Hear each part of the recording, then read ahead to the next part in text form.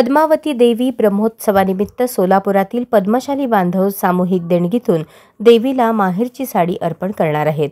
15 ते 19 नोव्हेंबर दरम्यान दाजीपेठेतील व्यंकटेश्वर मंदिरात साडी दर्शन व देणगीदानाची व्यवस्था करण्यात आली आहे। भक्तांसाठी हुंडीचीही सोय आहे।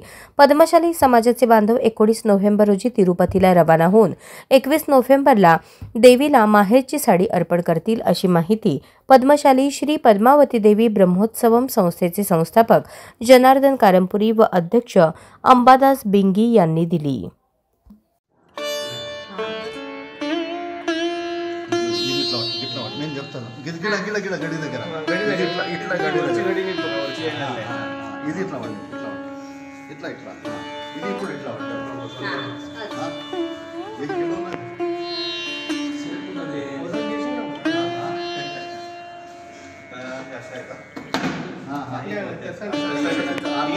चार